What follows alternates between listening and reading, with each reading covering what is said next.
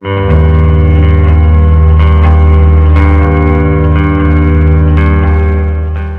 gabi po sa inyong lahat. Latest weather update po muli tayo ngayon mga kapatid. Pero bago po tayo magsimula, hihiling lamang po ako ng isang like bilang suporta na rin po sa ating YouTube channel.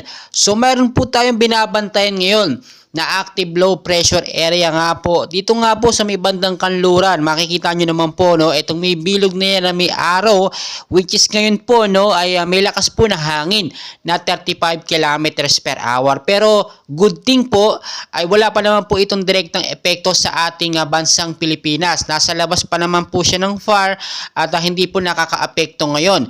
Pero hindi po natin ito pwedeng baliwalain. Ito po yung sinasabi ko, no, at bukod pa po dito sa bandang kanluran na active low pressure area, which is may 35 kilometers per hour na lakas ng hangin, meron pa dito na nabuo kani-kanina lamang sa bandang silangan naman. So masyado siyang malayo at nasa bandang Philippine Sea o Ocean Sea siya. Nakikita nyo naman, no, sa ating pinaka live radar, ito po yung may lakas naman ngayon na 30 kilometers per hour. So napakalayo sa far, pero hindi natin inaalis yung mga posibilidad na ito yung magkaroon ng direksyon direkta, papadiretso nga po dito sa ating Philippine Area of Responsibility, dahil tulad ng ating mga binabantay ang mga nakaraang bagyo, meron po nagmumula talaga dyan sa banda, dyan sa Ocean Sea na yan. At nakita naman natin, hindi ito yung panahon para tayo dapat magpa-banjing-banjing lang at wala tayong gagawin. So ito yung the right time para maghanda tayo. So linisin po natin yung mga lugar po na madalas binabha, especially sa Metro Manila,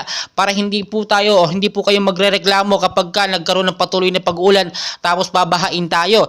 Linisin po yung mga estero na maraming basura, yung mga kanal po na laging nagkakaroon ng mga basura, linisin na po natin. Yung po yung pinaka-the best na gawin ngayon hanggat wala pang bagyo or sama ng panahon na nakapasok sa ating Philippine Area of Responsibility. Ito po yung sinasabi ko na nasa bandang kanluran na active low pressure area, which is nasa 30 to 35 kilometers per hour. Makikita nyo yung direksyon niya, dito siya nagmula, no? At papalayo naman siya, no? Yung direksyon niya palayo dito sa bandang kaliwa. Pero hindi natin inaalis yung posibilidad na magbago yung direksyon niya dito nga po pa kanan or papuntang Pilipinas sa Philippine Area of Responsibility natin.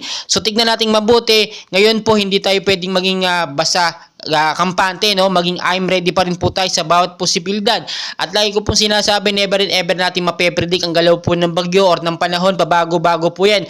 No one knows po, kahit ang pag-asa hindi po napepredict ang galaw po ng panahon or ng bagyo. So marami tayong kaganapan. In place, ako po yung nakikiusap sa inyo.